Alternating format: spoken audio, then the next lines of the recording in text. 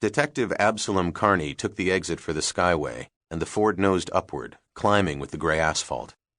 Lake Erie was frozen over far below and to her right. To her left, Buffalo's industrial waterfront slept as quiet and still as an oil painting. The factory smokestacks rode past, even with her windshield, but not a smudge of smoke drifted up from them. The waterfront was dead, slumbering for the past 3 decades. When Absalom used to ride along this part of the highway with her father 20 years before, she'd sometimes hear the smokestacks keen as the storm winds hit them. She rolled down the window. The smokestacks were silent. The squall hadn't peaked yet. The crest of the road was ahead, only slate-colored sky beyond. 3 stories up, the Skyway was a ribbon of concrete spilled across the clouds. The wind shook the car with a guttering rattle. Abbie gripped the wheel harder.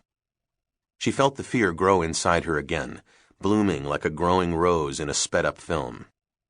She took the Skyway every time she had to go to South Buffalo instead of driving down the 90, where the highway hugged the earth all the way to the exit at Seneca Street, by the junkyard that seemed to hold the same 100 wrecked cars she'd seen there as a child. Abbie told herself she took the road above the lake because she wanted to face the thing that terrified her. Which was what, exactly? White tendrils of snow skimmed ahead of her Ford Crown Vic, pushed by the wind. The front edge of the storm was blowing in, spinning a spiderweb of frozen lace on the asphalt. Her eyes followed them as the road rose. Endlessly intricate patterns, hypnotic to watch them form and break, form and break. There were no cars up ahead, not a single red brake light in the tall, rippling curtains of snow. The empty highway made her think that if she moved the wheel just 2 inches to the right, she would put the car into the railing. A lull, the bang of ice, and then water. Lake Erie in January was a freezing tomb. Death in 15 minutes. She'd looked it up. Whether to calm herself or scare herself, she had no idea. She could almost hear the snow crystals scour the asphalt. They made a rough, hissing sound that grated on your eardrums. It was like the shushing of a dog sled heading into blankness, disappearing into the advancing storm.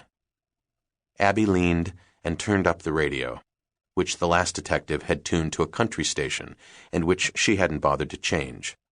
She found the University of Buffalo station playing some obscure 80s synth music. When she told her partner Z about how odd she felt driving Buffalo highways, he'd asked her why. She'd brushed it off then, but now she knew. It's the emptiness. The enormous emptiness. Or the loneliness. That was it.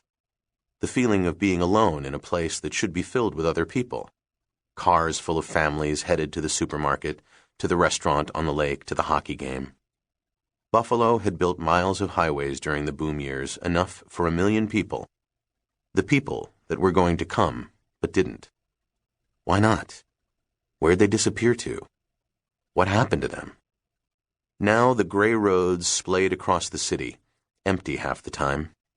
The local joke was the only way Buffalo would get a rush hour was if Toronto got hit by a nuclear bomb and panicked Canadians came pouring south. You could drive for 20 minutes at a time at 3 on a weekday afternoon and not see another car pass you. The highway system was a network of veins laid across a dead heart. But she couldn't talk about those things because eyes were already on her. She'd only been in Buffalo PD for a year. At 31, she was already on her 2nd police job. If she messed this up like she did Miami... The radio crackled. Detective Kearney, this is dispatch. McDonough wants to know your ETA. A missing persons case in the county. Must be a family with some connection to the department, because the missing guy had only been gone since Monday. Just 2 days. And the officer on scene had called in to check on Abbie's progress, making the family think their missing son or daughter was a priority. Usually, they would just ask the family if Danny or Maura preferred crystal meth or alcohol. She kept her eyes on the yellow line as she reached to pick up the handset. The radio was mounted far enough away to give legroom for a bigger person. That is, one of the sprawling 6-foot men that the department seemed to breed, not the average-sized Abbie.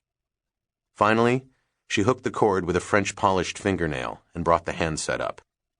"Kearney to dispatch," she said in a husky voice. 20 minutes. 10-4.